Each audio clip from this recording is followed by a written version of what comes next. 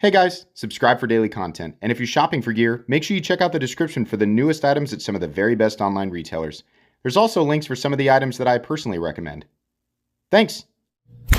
What's going on, YouTube? Metal Complex here, and today I've got another short little unboxing video to share with you guys. We have something from Urban EDC Supply. It's actually been a while, but they messaged me and said, we have something, that we think you might be interested in.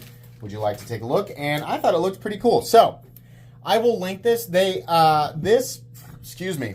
Oh boy, just had a Monster energy drink right before I started, and man, that carbonation's doing a number on me. Okay, but they have variations of this knife, and they're dropping them not all at once. They're like each 1 week apart. By the time you see this, I think this version will be available. But you should go check out all the different variations that they have.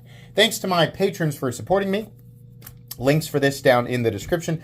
So what do we have here? We have a collaboration with Jared Oser, I believe. The Straighthawk. Yes, this is the titanium variation. They also had a micarta one. They had a black titanium one. And they had a little, it was like a copper carbon fiber one. But I liked this because it had a modern classic look to it. And I also liked the little Urban EDC Supply crest in there. I think that's really cool. This is Magna Cut, and I did check out on their website. They are getting these hardened to between 62 and 64, which is spot on. That's very, very good. Thank you very much for doing that. I appreciate that. Don't like seeing the lower end, the softer Magna Cut, so that's nice. Something else I'm noticing here is that we have nice large fasteners. That's really great. Let's go ahead and get the blade out. It's a top flipper. Oh yeah, that works really well. Very classic. Now, this is going to be expensive.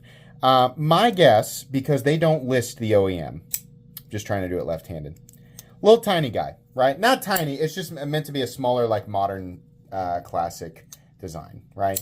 Little titanium frame lock. It is expensive, and truthfully, because I think this is like 300 bucks. It's a lot of money. I mean, I know it's hard. It's like, it's small. So regardless of how it's made, who made it, right? A lot of times people just don't like to see that type of price tag on a small object. But if you know, right, and if you're guessing the same as me, this feels like it was made by Riyadh. There's just a lot of little indicators here. Now, I could be wrong. It could be made by somebody else, but it feels pretty Riyadh-y. But I would like it. I mean, I don't like it when, and a lot of times the tongues are not tied by the designer or even the retailer. The tongues are tied by the OEM. So if we're going to point fingers at the OEMs, right? I don't know that this is Riyadh, right? I've just heard of Riyadh doing things like that in the past, like don't tell anybody that we made this. I don't know why they do that, but Riyadh's not the only offender. We got a lot of different OEMs that do that. Hey, don't tell anybody for one reason or another. That really sucks. OEMs, I don't know, I doubt that you guys are watching, but like, why do you guys do that? That's super shady. Don't do that. That's weird. But yeah, it would be nice to know, right? It's the same thing with, like the HRC. For the longest time, we had companies that like weren't listing the HRC, and a lot of people were saying things like, well, I mean, it doesn't really even matter. Like that did not go over well. If you guys remember that little chapter in the knife world, a few people saying it doesn't even matter, right? It definitely does. Just like exactly who is making this. Now, it does say made in China, and that's definitely true. This is obviously high-end production manufacturing from China. Really, really nice, very, very accurate contoured scales, nice backspacer, right? Nice milled clip. And then we have a hand rub satin finished Magna Cut blade that also has a nail nick in it for some reason. Can you even access it? Why is that there? That's definitely a nail nick, like a fully functional nail nick, but I literally can't get, that is very confusing. I cannot get at it. So, okay, that's odd. Why wouldn't this just be tall enough to get at it? Okay, here, look. It's too far in there. I mean, unless you've got like witch's fingernails, like you're not going to get in there. I do like the machining though, and this is really nice. It's obviously an Urban EDC Supply like specific thing. But I like the little crest. Another little indicator there. to me that it's probably Riot, because that is some really seamless inlay work there. That's definitely a separate piece of material. But yeah, it is cool. But I think just like looking at the website, I was like, whoa, $300, right? Now, as I've learned over the years, it's not always that the retailer or the designer is like, yeah, just like make it, like just mark it up. A lot of times, where the price ends up, so that the designer and the retailer in this case can actually make money off of it. A lot of that is due to the fact that the OEM charges out the wazoo for smaller projects like this. So they're left with very, very little room, right? So again, I would be pointing the finger at whoever the OEM is, right? Which again, it sucks because they're not letting themselves be known.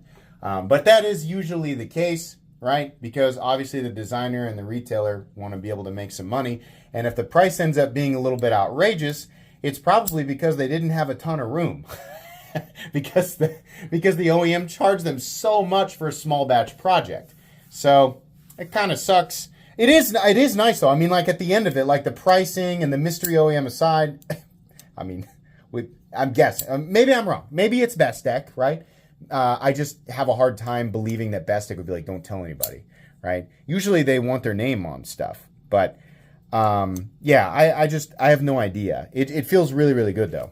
But at the end of it all, price aside, all the mystery stuff aside, it is neat, right? It's not something that I've never seen before. It has that kind of classic Barlow look, right? Nice little classic Warncliffe style blade. Let's go ahead and measure it here real quick. Overall length of what is this called again? The Straighthawk. Okay. Yeah, it's on the smaller side, 6 inches. Blade length is coming at well, let's go to the middle of the thing here. I can't. The pocket clip's keeping me from getting this straight on here. 2.65. Yeah, 2.65 inches. Blade length is 2.5 on the dot. So you will be able to carry this legally in, anywhere where a locking blade needs to be under 3 inches. So that's nice. It does make for a good little travel knife, a good little travel frame flock.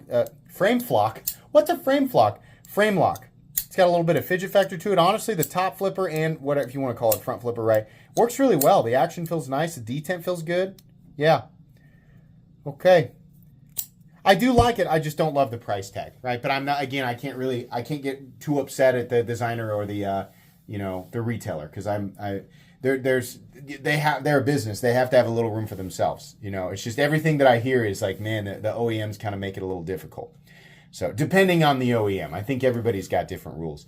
Interesting though, if you are interested in this, I will link it down in the description so that you guys can check it out if you want to. That's going to be it from me today. Please. Oh, wait, we should weigh it though, right? Let's just weigh it real quick. Is there milling for weight reduction? What? No, apparently not. Okay, that's weird. But still 2.8 ounces. They probably thought, why? Right? All right. That's it today. Please make sure to follow me on Instagram at metal_complex. If you enjoyed this video, leave a like. If you'd like to check out my other content, I do, of course, have lots of videos of knives that are either expensive or inexpensive that I do or don't like, so check those out. And if you enjoy all my content, go ahead and click on that Metal Complex logo right there and subscribe, because there's definitely more coming. Thanks again for watching, everybody, and have a great day.